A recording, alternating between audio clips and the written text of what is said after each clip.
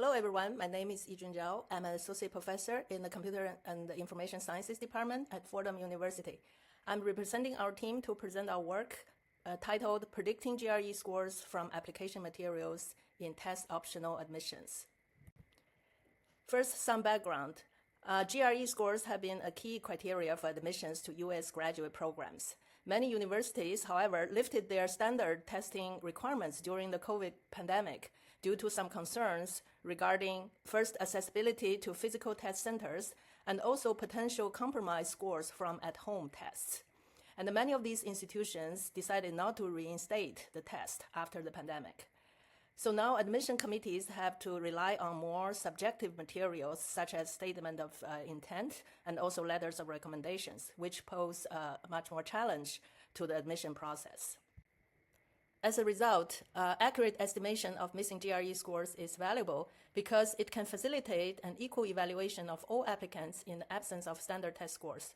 And also for programs that currently mandate GRE scores, reliable predictive models can help to make the GRE optional or encouraged, so that it can lead to a more diverse pool of students and also accommodate disadvantaged students from rural and low-income backgrounds who do not have access to GRE tests.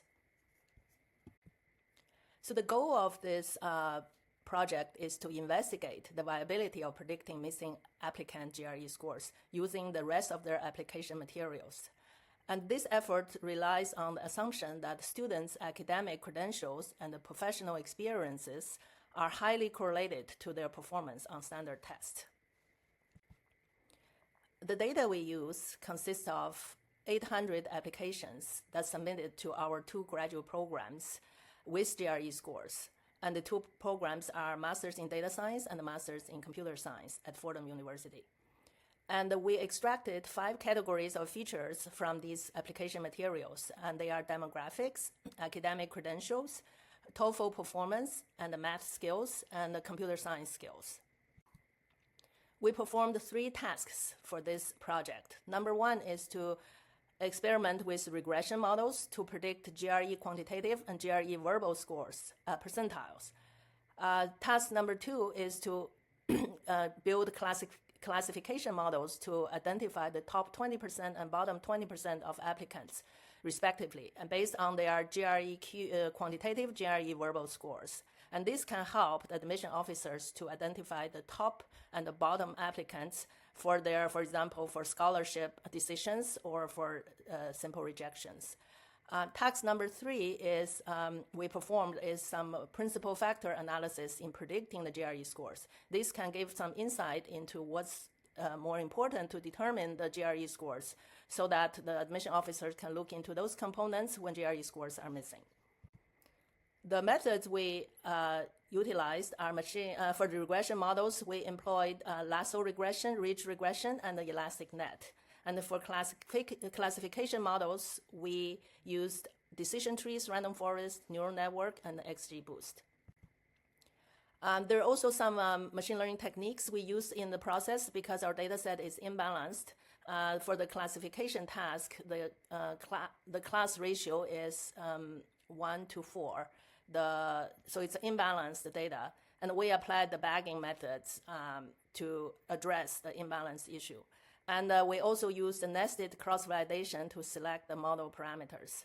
So the diagram on the right illustrates the entire process. So the data is split into, for cross-validation, into training and test. That's the black box outside. And then for each training, we used bagging, which is the red box, to balance the data.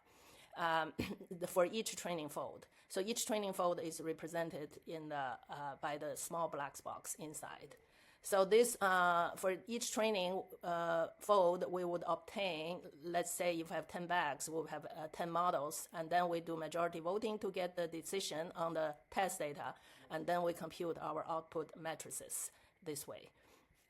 So this is the techniques we use to address the data imbalance and how to select the model parameters. So then let's look at the experimental results. First, for the regression model, here the table 2 shows the model's performance on predicting the GRE quantitative scores. We see that on average, the model achieved about MAE, that's the mean absolute error, about 9 percentile. For the cohort without TOEFL. And now that is for all the students, all the applicants. And the lower part is with TOEFL, that's for international students. So we can see that for the international student, the model performed better with the mean absolute error around 7%. So these results are practical for us, at least for our programs, because our students concentrate more on the the top part of the score chart. So on the right, I put the GRE scores here for their percentile. You can see at the beginning, the percentile drops very fast. So even with 10% difference, the raw score does not differ that much. So this is, for our purpose, for our program purpose, this is a practical estimate of their GRE scores. So the same for the verbal score. In general, the model has a higher MAE. So we can see that for the it's close to 20%. It's 18.45 mean absolute error. And for the international group, it does better. It has 12.8%. So these does not seem to be that a reliable estimate in general for GRE verbal scores. However, for our students, they are STEM students, and their score are more concentrated in the below 150 or between 160 to 140. So in this range, the verbal score again is dropping quite quickly, even with a small change in the raw score number. So for our purpose, this is not a bad estimate. So next here is the percentile. This is the classification model. So like mentioned earlier, we also applied the build classification models to identify the top 20% and the bottom 20% of our applicants. And here is for without TOEFL, that means the entire data set. We can see that the model is performed better for the international student, for the bottom 20% of the students, achieving an AUC score of 80.84. And it does worse for the top. It's harder for the model to identify the top 20% of applicants. For the international group, we see that the average AUC for the bottom 20% is 0.86. And for the top 20% is 0.7. So both for these both with TOEFL and without TOEFL, it shows that the model is better at identifying the bottom 20% of applicants. Similarly, for the verbal percentile classification, for the entire application pool, the model was able to achieve 80.86 overall AUC score for the bottom 20% and a 0.73 for the top 20%. For the international group, the bottom 20% AUC is 0.87 and the top 20% is 0.88. So the model did perform well for the international group. We observed the general pattern that the model performed better than international group. And we later, our principal factor analysis showed that TOEFL score is a very predictive signal for the overall GRE performance. And so that leads to our third task, which is principal predictor analysis. There's quite a few we found interesting that are listed in the paper. Here, because of the time constraint, I'm only introducing 3 of them. And these are identified by our regression models with a p-value less than 0.05. First is that we found all TOEFL components played essential role in predicting GRE performance, except for TOEFL speaking. And the second is that for the international group, undergraduate GPA is not an essential predictor, even after converting all grading system to a 4.0 scale. This is potentially because different schools have their different grading standards, so it's hard to use that as a predictor. And the last one listed here is that the software skills like Python, MATLAB, statistics, and undergraduate GPA are positively correlated with the GRE quantitative performance, while MS Office is negatively correlated.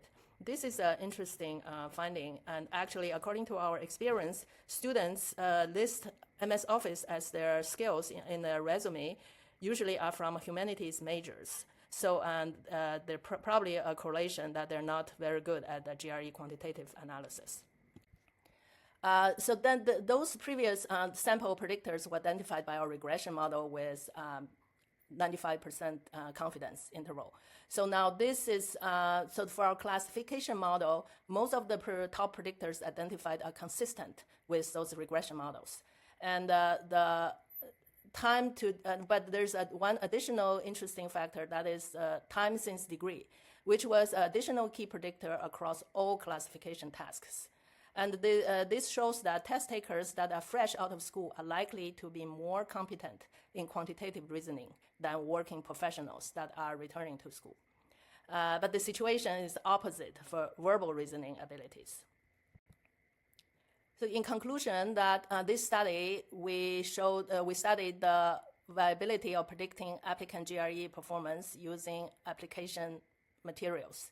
And we showed a promising result in estimating GRE quantitative percentile, but it's less reliable for GRE verbal. And for the future work, potential future work is to incorporate some textual content, such as statement of intent. We think that would be a good signal to assess an applicant's verbal ability. Our experiments also showed promising result in distinguishing the high and low achieving applicants, especially for the international group. Our experiments are limited by the sample size and also the nature of STEM-only applicants in our data.